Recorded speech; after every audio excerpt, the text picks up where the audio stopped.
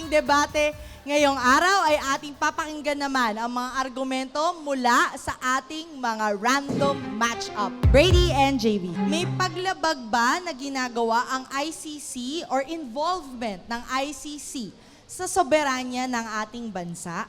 No, our side firmly believes na walang nalalabag na sovereignty if we let ICC join again, if the Philippines join the ICC again. Why? Because joining an international treaty itself is an exercise of sovereignty within the nation.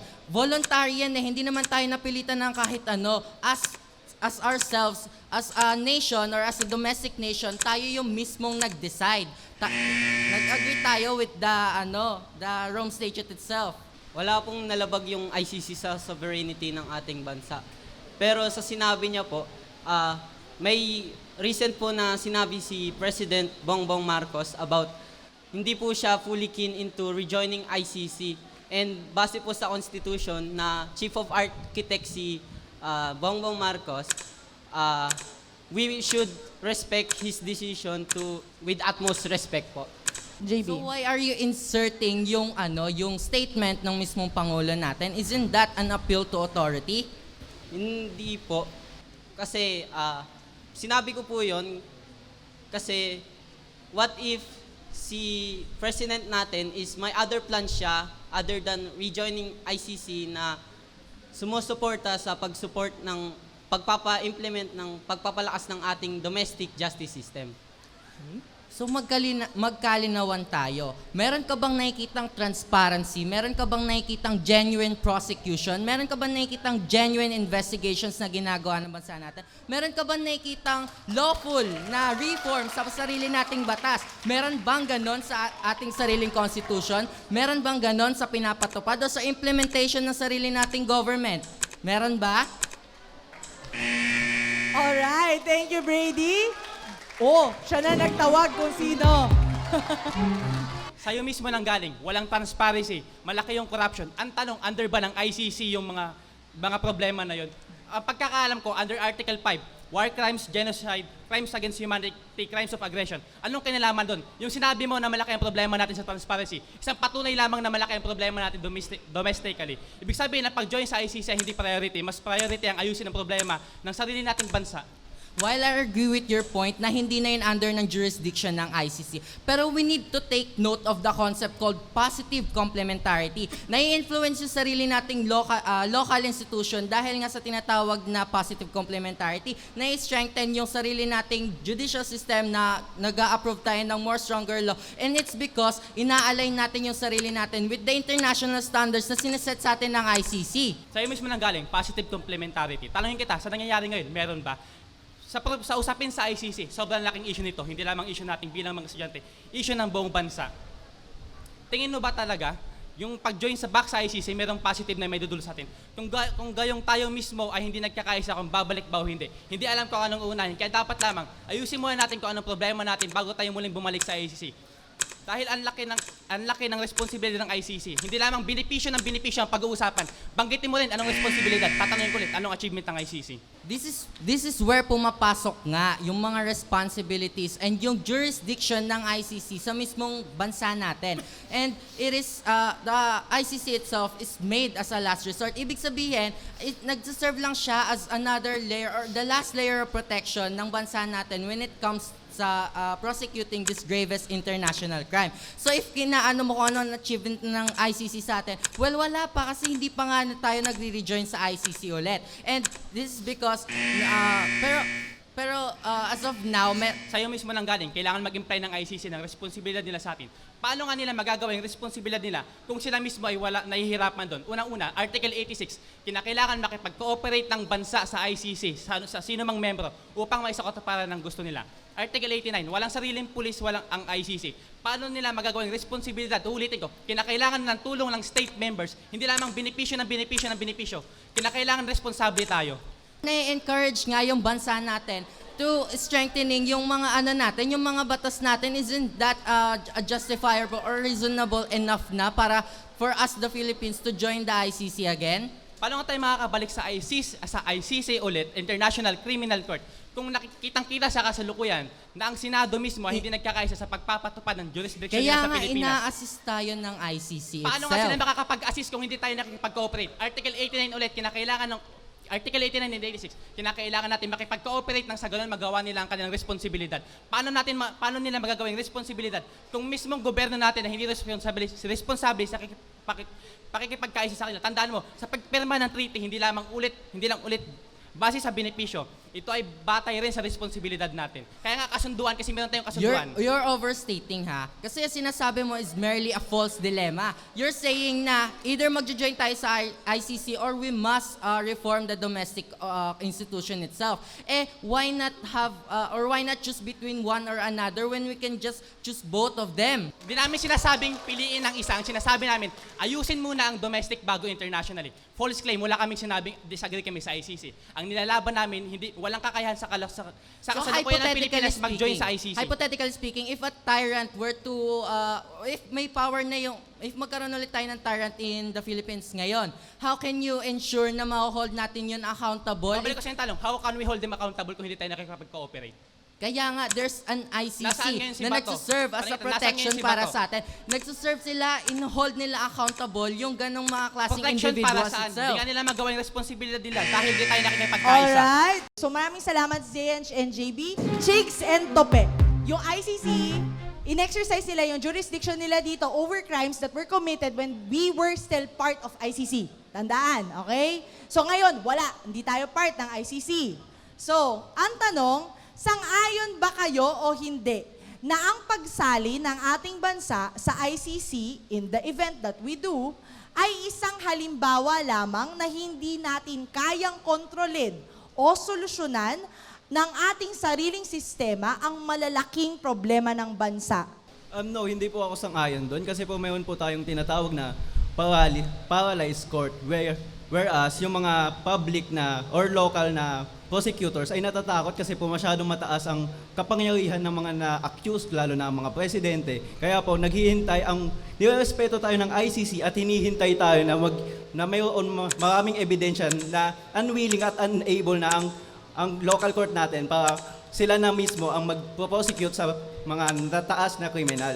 Okay, so dapat prioritize muna natin ang ating domestic affairs bago po tayo pumunta international. Kasi kung wala po tayong foundation, wala po tayong proper foundation, paano po natin matutulungan yung ICC? Paano po nila tayo matutulungan kung hindi tayo makapag-cooperate, hindi sila makapag-execute ng need nilang gawin sa atin? Yun na nga, developing country ang Pilipinas, kailangan natin ng strong foundation. Doon na papasok ang ICC, kailangan natin ng backer. Like, yun na nga magiging strong foundation natin kasi para makapagtayo tayo ng matibay na building ng ating mga batas.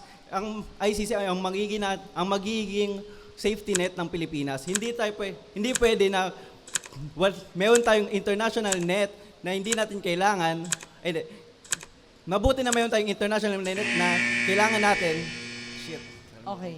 Okay, so again, doon sa Article 17, hindi po kasi lahat ng mga crimes is may take over yung ICC. So, hindi po siya wall, hindi every time na may crime, ibig sabihin, yung ICC, nandun agad siya sa back natin. Again, para lang po siya sa mga malalaking crimes, hindi po siya kasama sa mga less serious na mga crimes. Sino ba ang nagko-control ng bansa natin? Di ba ang mga nasa taas ng gobyerno? Kaya yun ang pinaprioritize ng ICC. Yun ang tinitignan nila kung mayroon bang ebidensya na unwilling at unable na ang local na government natin para i-prosecute ang mga nasa taas ng gobyerno, sila na ang papasok para tayo ay tulungan at maging foundation natin. Hindi pwede na mas mabuti na mayroon tayong international net na hindi natin kailangan kaysa sa wala tayo at kailangan natin. Okay, sige. Sino ipapalit natin, Chicks? Parang nababack to you ka lagi, Zia. May tanong ako sa'yo, meron bang sariling pulis sa mga ICC? Sino nang galing? Ang iniimbestigahan... Mayroong higit na 120 na countries na nagpirma sa ICC na ang mga militar nila ang magiging kamay at paa ng Ang ICC. tanong, sa'yo mismo Porket nanggaling. wala silang militar, hindi ibig sabihin na wala ng legality ang mga So, ibig sabihin, nasa kinakailangan ICC. So, ibig sabihin, kinakailangan nga ng cooperation ng state members para maisatuparan ng jurisdiction nila. Pakisagot, kinakailangan ba talaga ng... Hindi kailangan na isa lang ang bansa na may cooperation. Lahat ng bansa, kahit 190 na bansa ang may cooperation, matatalo po hindi lang ang isang bansa na walang cooperation. Article 89, State Members' Responsibilities. Kinakailangan makipag-cooperate ng mismong bansang iniimbestigahan. Bakit? Sapagkat sa justice system mismo natin sila makikipag-coordinate. Kung may Paano naganap sa simula ng pag-join ng isang bansa hanggang sa time na umalis sila, may jurisdiction, may absolute jurisdiction ang ICC para i-prosecute ang mga malinaw sa amin yun. Ang Pilipinas ay simula nag-join ng Pilipinas noong 2011 hanggang March 19, 2018. Lahat ng krimen na nangyari sa nung panahon na yun na inimbestigahan nila ay under ng jurisdiction nila. Hindi mo pa rin sinasagot yung tanong. Ang tanong ko, ulitin ko, may kakayahan ba ang ICC na isakatuparan ang jurisdiction nila kung hindi nakikipag-cooperate ang bansang kanilang iniimbestigahan? Pakisagot ng tanong, wag mong iwasan. Okay, JB, palit. Hanggang ngayon, hindi nyo pa rin sinasagot yung tanong ko. Anong achievement ng ICC? Ikalawa, ang pag-join sa ICC ay hindi lamang tungkol sa benepisyo. Tungkol rin to sa responsibilidad natin. Tatanungin ko ulit, walang sariling police Nasagot force na ng namin ICC. yan. Pero it regards to your last Sagutin question. mo nga ulit. Paano magkakaroon ng jurisdiction ng ICC sa Pilipinas? Kinakailangan ng suporta ng state members, kinakailangan ng cooperation. No one is above the law. Yun ang statement nating ikaw lahat. na nga nagsabi na no one is above the law. Pero are we actually implementing that? Are we actually... Yun nga yun mismo. We are not implementing it, kaya kinakailangan natin i-implement yun. Kung ang mismo, Kaya nga with the help of the ICC itself. how can they help us without fixing ourselves first? Paano nga, ulitin ko, paano it sila aims makakatulong to sa atin kung hindi tayo assist yung cooperative? mismong international natin. Paano sila international mag-a-assist kung hindi judicial tayo system. nakikipag-cooperate? Ulitin ko, paano sila mag-a-assist kung That hindi tayo is why nakikipag-cooperate? both domestic efforts to fix the legislation, the judicial system, and the ICC efforts to prosecute those individuals is needed to be combined. Tama, Kailangan nila ko. magtulungan. Paano nga magiging combined kung yung isa ay hindi nakikipag-cooperate? Wait, pause. Para lang magkaroon ng structure ulit yung free flow natin. Ito ang tanongin natin. Ayaw nyo mag-join sa ICC. Ito, pro kayo na mag-join. Ano ang proposal natin kung hindi tayo magpapa-involve sa ICC ulit? How can we hold ourselves accountable and our high governing officials against these laws that may or may not have been trespassed? Ikaw, with ICC joining in, what is our proof or if you have any, kung may mga other countries ba na higher ang success rate in lowering the crimes, the grave crimes in their country? Sagot. Go. According to the European Journal of International Relations and the the international prosecutors acting before the national courts, both sila nag-i-state ng legitimacy ng mismong ICC. So, how can we doubt yung mismong legitimacy Can you nun? provide any data ng kanilang conviction rate? Magbigay ka nga ng sample case na naging successful ang ICC. Magbibigay ako ng example case kung hindi naging successful ang ICC. Nung kinasuhan ng ICC ang Israel Prime Minister, binigyan lamang sila ng sanction ng US na hold na agad sila. Paano sila naging strong doon? Okay? O sige. Maraming salamat, guys, sa inyong free flow discussion. So sa ating huling katanungan at para sa inyong last statement, pagsasailalim muli or pag-involve muli ng bansa sa ICC, dapat o hindi dapat? JB. Our side firmly believes na we should seek cooperation with the ICC ulit, na dapat sumama ulit yung Philippines sa ICC or sa Rome Statute. It is because it strengthens the strengthens the law itself and the judicial system. It improves po kung ano yung meron sa judicial system natin, and it gives us more benefits than what our own domestic institution can do sa atin. Zeyan. Sinabi mo ulit, firmly agree rin naman kami na kinakailangan ng Pilipinas ng ICC. Pero kinakailangan mo lang ayusin ng Pilipinas ang sarili niya bago makipag-cooperate sa ICC. Sino nang galing? Benefits sa ICC. Minention mo ba yung responsibilidad? Di ba hindi? Kayo na ko pa yung tinatanong, paano nga tayo makakapag-join back sa ICC kung hindi tayo responsable sa mga responsibilidad na nag-agree tayo sa kanila? Treaty, kasunduan kung sa Tagalog. Kasunduan ng dalawang panig, hindi lamang ng benepisyo ng iisa. Ito ay para sa lahat, hindi lamang sa isang bayan, hindi lamang para sa ICC. Sasabihin ko ulit, kinakailangan natin ng pagbabago, hindi ng bago. Alright, thank you so much sa ating mga debaters for providing their best shot today. Ayan. At sa aming pagbabalik ay mapapakinggan naman natin sa audience kung ano ang kanilang napulot in today's session o today's debate, ika nga, or bardagulan with respect. At kung sino-sino nga ba ang tatanghalin nating mga best speaker for today's episode. Lahat ng yan ay sa pagbabalik lamang ng Schoolmates.